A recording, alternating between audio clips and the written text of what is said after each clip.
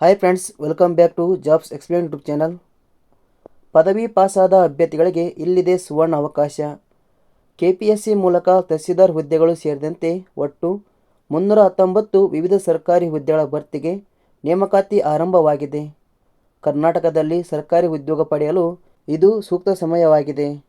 KPSC ಇಲಾಖೆಯ ಹುದ್ದೆಗಳಿಗೆ ಸಂಬಂಧಿಸಿದ ಇನ್ನಷ್ಟು ಹೆಚ್ಚಿನ ಮಾಹಿತಿಯಾದ ಆಯ್ಕೆ ವಿಧಾನದ ವಿವರಣೆ, ಅರ್ಜಿಯನ್ನು ಹೇಗೆ ಸಲ್ಲಿಸುವುದು, ವಯೋಮಿತಿ ವಿವರಣೆ ಹಾಗೂ ಕೊನೆ ದಿನಾಂಕದ ಬಗ್ಗೆ ಸಂಪೂರ್ಣವಾದ ಮಾಹಿತಿಯನ್ನು ತಿಳಿಸಿಕೊಡ್ತೇನೆ. ಯಾವುದೇ ಕಾರಣಕ್ಕೂ ವಿಡಿಯೋ ಸ್ಕಿಪ್ ಮಾಡಬೇಡಿ, ಕೊನೆವರೆಗೂ ನೋಡಿ.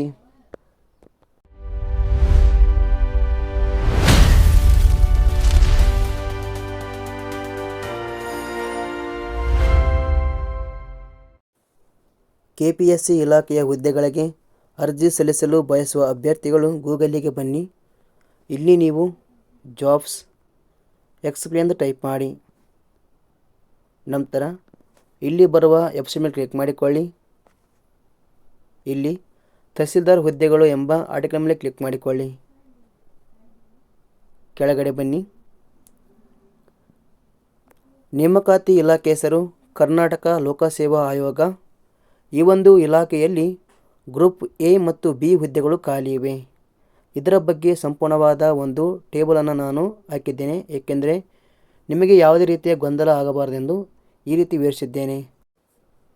ನಾವೀಗ ಗ್ರೂಪ್ ಎ ವಿಭಾಗದಲ್ಲಿ ಬರುವ ಇಲಾಖೆ ಹೆಸರು ಮತ್ತು ಹುದ್ದೆಗಳ ಹೆಸರು ಬಗ್ಗೆ ಮಾಹಿತಿಯನ್ನು ಪಡೆಯುತ್ತಾ ಹೋಗೋಣ. ಸಿಬ್ಬಂದಿ ಮತ್ತು ಆಡಳಿತ ಸುಧಾರಣೆ ಇಲಾಖೆಯಲ್ಲಿ 39 ಸಹಾಯಕ ಆಯುಕ್ತರು ಹುದ್ದೆಗಳು ಖಾಲಿ ಇವೆ. ವಾಣಿಜ್ಯ ತೆರಿಗೆ ಇಲಾಖೆಯಲ್ಲಿ 50 ವಾಣಿಜ್ಯ ತೆರಿಗೆಗಳ ಸಹಾಯಕ ಆಯುಕ್ತರ ಹುದ್ದೆಗಳು ಖಾಲಿ ಇವೆ. ಖಜಾನೆ ಇಲಾಖೆಯಲ್ಲಿ ಒಟ್ಟು 2 ಹುದ್ದೆಗಳು ಖಾಲಿ ಇವೆ, ಅವು ಸಹಾಯಕ ನಿರ್ದೇಶಕರು. ಗ್ರಾಮೀಣ ಅಭಿವೃದ್ಧಿ ಮತ್ತು ಪಂಚಾಯತ್ ರಾಜ್ ಇಲಾಖೆಯಲ್ಲಿ ಒಟ್ಟು 15 ಹುದ್ದೆಗಳು ಖಾಲಿ ಇವೆ, ಕಾರ್ಯನಿರ್ವಾಹಕ ಅಧಿಕಾರಿ ಅಥವಾ ಸಹಾಯಕ ಕಾರ್ಯದರ್ಶಿ. ಸಮಾಜ ಕಲ್ಯಾಣ ಇಲಾಖೆಯಲ್ಲಿ 11 ಹುದ್ದೆಗಳು ಖಾಲಿ ಇವೆ, ಸಹಾಯಕ ನಿರ್ದೇಶಕರು ಗ್ರೇಡ್ 1 ಹುದ್ದೆಗಳು. ಒಟ್ಟು ಗ್ರೂಪ್ ಎ ವಿಭಾಗದಲ್ಲಿ 117 ಹುದ್ದೆಗಳು ಖಾಲಿ ಇವೆ. ಗ್ರೂಪ್ ಬಿ ಹುದ್ದೆಗಳು ಕಂದಾಯ ಇಲಾಖೆಯಲ್ಲಿ ಒಟ್ಟು 25 ತಹಸೀಲ್ದಾರ್ ಗ್ರೇಡ್ 2 ಹುದ್ದೆಗಳು ಖಾಲಿ ಇವೆ. ವಾಣಿಜ್ಯ ತೆರಿಗೆ ಇಲಾಖೆಯಲ್ಲಿ 74 ವಾಣಿಜ್ಯ ತೆರಿಗೆ ಅಧಿಕಾರಿ ಹುದ್ದೆಗಳು ಖಾಲಿ ಇವೆ. ಕಾರಾಗೃಹ ಇಲಾಖೆಯಲ್ಲಿ ಸಹಾಯಕ ಅಧೀಕ್ಷಕರು ಒಟ್ಟು 6 ಹುದ್ದೆಗಳು ಖಾಲಿ ಇವೆ. ಸಹಕಾರ ಇಲಾಖೆಯಲ್ಲಿ 21 ಸಹಕಾರ ಸಂಘಗಳ ಸಹಾಯಕ ನಿಬಂಧಕರು ಹುದ್ದೆಗಳು ಖಾಲಿ ಇವೆ. ಕೃಷಿ ಮಾರಾಟ ಇಲಾಖೆಯಲ್ಲಿ 12 ಸಹಾಯಕ ನಿರ್ದೇಶಕರು ಹುದ್ದೆಗಳು ಖಾಲಿ ಇವೆ. ಅಬಕಾರಿ ಇಲಾಖೆಯಲ್ಲಿ ಒಟ್ಟು 5 ಹುದ್ದೆಗಳು ಖಾಲಿ ಇವೆ.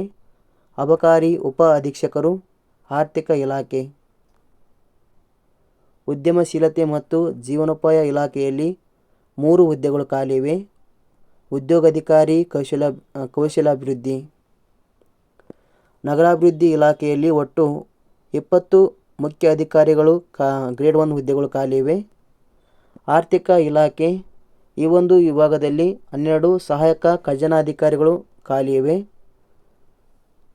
ಆಹಾರ ನಾಗರಿಕ ಸರಬರಾಜು ಮತ್ತು ಗ್ರಾಹಕರ ವ್ಯವಹಾರಗಳ ಇಲಾಖೆಯಲ್ಲಿ 4 ಸಹಾಯಕ ನಿರ್ದೇಶಕರು ಹುದ್ದೆಗಳು ಖಾಲಿ ಇವೆ. ಕರ್ನಾಟಕ ಸರ್ಕಾರದ ಸಚಿವಾಲಯ ಇಲಾಖೆಯಲ್ಲಿ ಒಟ್ಟು 5 ಶಾಖಾಧಿಕಾರಿ ಹುದ್ದೆಗಳು ಖಾಲಿ ಇವೆ.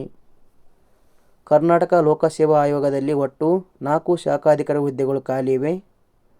ಸಮಾಜ ಕಲ್ಯಾಣ ಇಲಾಖೆಯಲ್ಲಿ ಸಹಾಯಕ ನಿರ್ದೇಶಕರು ಗ್ರೇಡ್ 2 ಹುದ್ದೆಗಳು ಖಾಲಿ ಇವೆ. ಒಟ್ಟು ಇಲ್ಲಿ 202 ಹುದ್ದೆಗಳು ಖಾಲಿ ಇವೆ. ಒಟ್ಟು ಹುದ್ದೆಗಳ ಸಂಖ್ಯೆ ಇಲಾಖೆಯಲ್ಲಿ ಒಟ್ಟು 319 ಹುದ್ದೆಗಳು ಖಾಲಿ ಇವೆ. ಉದ್ಯೋಗ ಸ್ಥಳ ಬಂದು ಕರ್ನಾಟಕ. ವೇತನ ಶ್ರೇಣಿ ಇಲಾಖೆಯ ನಿಯಮಗಳ ಅನುಸಾರ ವೇತನ ಶ್ರೇಣಿಯನ್ನು ನಿಗದಿಪಡಿಸಲಾಗಿದೆ.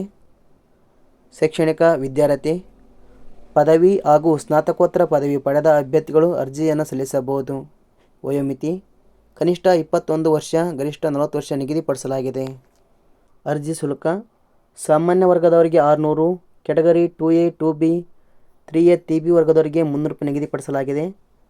ಪರಿಶಿಷ್ಟ ಜಾತಿ ಪರಿಶಿಷ್ಟ ಪಂಗಡ ವರ್ಗದವರಿಗೆ ಯಾವುದೇ ರೀತಿಯ ಶುಲ್ಕ ಇರುವುದಿಲ್ಲ.